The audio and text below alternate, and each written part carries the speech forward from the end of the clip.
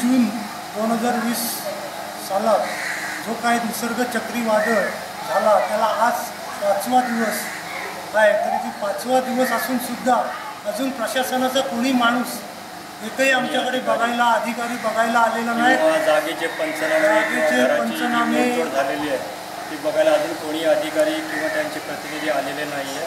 श्रीवर्धन, म्हसळा, मुरुड, अलिबाग, तळा या सर्व ठिकाणी ही अशीच परिस्थिती आहे। प्रत्येकाची जी बागायत आहे ती नेस्तनाबूत झालेली आहे आणि श्रीवर्धनमध्ये लाईटचं कोणतंही साधन राहिलेलं नाही। सर्व पोल वायरी सर्व रस्त्यावरती आलेले आहेत। आम्हाला चार्जिंगचं कोणतंही साधन नाही, मोबाईल नाही किंवा चार्जिंग काय वापरता येत नाही। श्रीवर्धनमधल्या सर्व मेणबत्त्या ह्या संपलेल्या आहेत। रात्री झोपायचा कसं, नुसता वादळ झाडं मोडल्यामुळे वाऱ्याचा प्रवाह डायरेक्ट घरांवर आदळतो।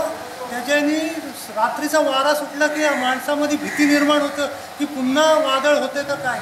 आम्हाला एकतर टी व्ही नाही चालू, इथे काय कुठली गोष्ट कळत नाही, मोबाईलला रेंज नाही, काही काढायला संपर्क करू शकत नाही, काय काढायला मार्ग नाही की पुन्हा वादळ येईल की काय, अशी नुसती भीती। माणसाला रात्रीची झोप लागत नाही। त्यामध्ये मेणबत्त्या नाही, कोणताही इलेक्ट्रिक उपकरण नाही चालू, शिवाय आम्हाला कोणत्याही प्रशासनाचा माणूस अद्याप आज 5वा दिवस असून सुद्धा पंचनामा राहिला।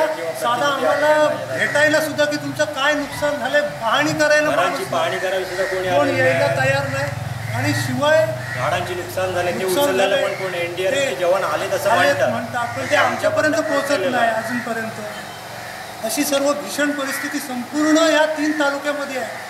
अद्याप तरी आम्हाला कुठलाही माणूस दिसत नाही। आधी 2 महिने कोरोनामुळे सगळे लॉकडाऊनमुळे सगळे घरोघरी होते।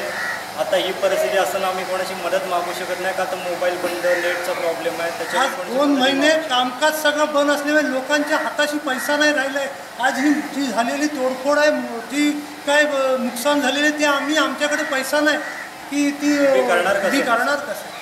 जशी कोल्हापूरला आपण सगळ्यांनी मदत केला तशी कोकणात या, कोकणाचे हालहवाल बघा, कोकणाला पण भरभरून मदत करा असं आव्हान आम्ही करतो। याद्वारे सरकारला हीच हात जोडून आमची विनंती आहे की सरकारने यामध्ये लक्ष टाकावं आणि काहीतरी आम्हाला मदत तुम्हाला जमेल तशी आम्हाला त्वरित लवकरात लवकर मदत करावी। कारण आता पाऊस चालू झाल्यानंतर झाल्यामुळे लोक आपापले कर्ज काढून पैसे इकडून तिकडून घेऊन आपापली कामं करायला लागलेत। प्रशासन नंतर पंचनामे करायला येणार, बघणार तर ते सगळं व्यवस्थित होतं।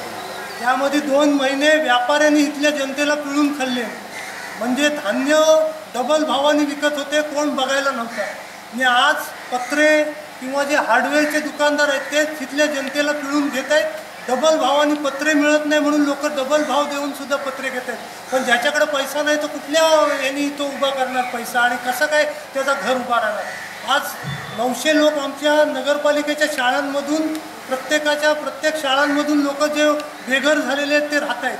त्यांना सुद्धा कोण विचारायला येत नाही की काय तुमची परिस्थिती आहे, तुम्ही जेवताय का नाही, उपाशी आहात। 5 दिवस झाले, आज 5 दिवस कोणी विचारायला येत नाही। मच्छर चावतायत आणि ही जी घाण पडलेली आहे ती आज आणखीन थोड्या दिवसांनी कुसणार आहे।